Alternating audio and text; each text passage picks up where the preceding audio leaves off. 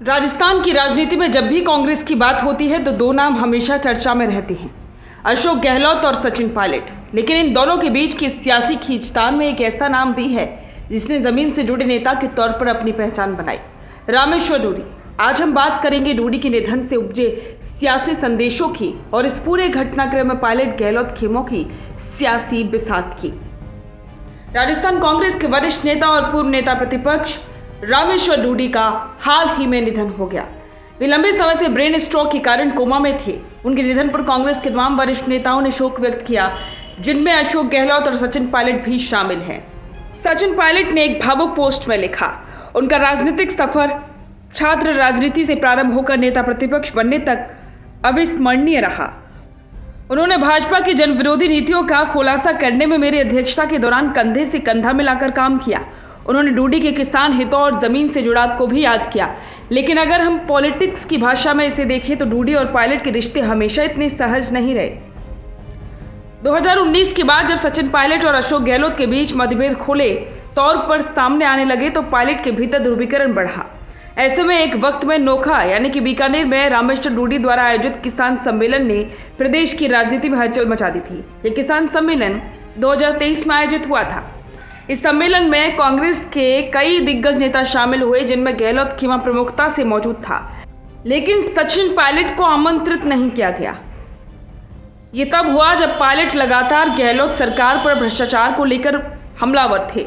इस सम्मेलन को पायलट के आरोपों के जवाब में एक सत्ता समर्थक शक्ति प्रदर्शन के रूप में देखा गया। डूडी, जो पहले पायलट के करीबी माने जाते थे, अब इस आयोजन के केंद्र में थे, लेकिन पायलट उससे बाहर थे। राजनीतिक विश्लेषकों ने इसे पायलट को किनारे लगाने की एक सोची समझी रणनीति करार दिया। लेकिन सवाल यह उठता है कि क्या पायलट डूडी के रिश्ते हमेशा तल्ख रहे? बिल्कुल नहीं। सचिन पायलट जब राजस्थान कांग्रेस के अध्यक्ष थे, उस समय रामेश्वर डूडी नेता प्रतिपक्ष थे। दोनों ने भाजपा सरकार के खिलाफ कई मुद्दों पर एकजुट होकर काम किया। दोनों ने मिलकर किसान आंदोलनों में हिस्सा लिया। विधानसभा में भाजपा नीतियों पर समन्वित विपक्षी रुख अपनाया।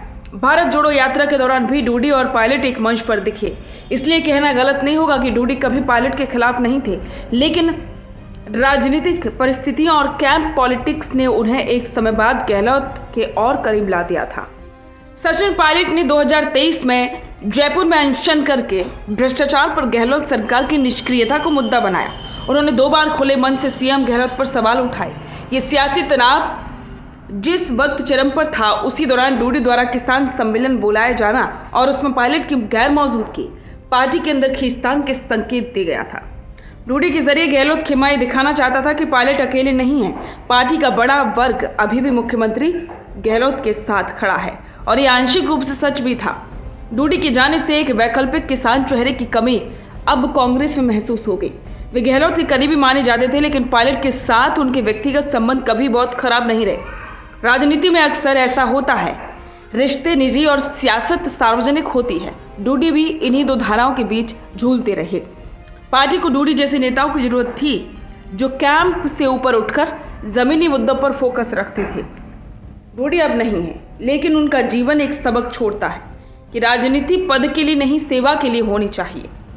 राजस्थान कांग्रेस को इस वक्त किसी शक्ति प्रदर्शन से ज्यादा एकजुटता की जरूरत है।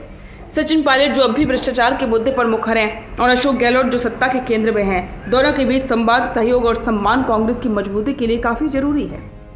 रामेश्वर डूडी का निधन केवल एक व्यक्ति का जाना नहीं है, ये कांग्रेस के लिए एक चेतावनी भी है कि समय रहते मतभेदों को जड़ से खत्म करना बेहद जरूरी है। बिजनेस अच्छा हो सकता है, लेकिन अगर नाम नहीं दिखा तो पहचान कैसे बनेगी?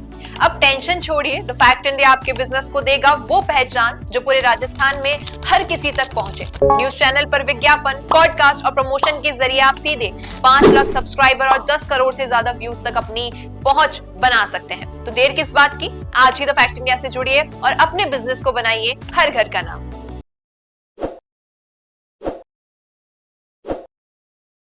ताज़ा खबरों के लिए विजिट करें द फैक्ट इंडिया की वेबसाइट और डाउनलोड करें द फैक्ट इंडिया ऐप।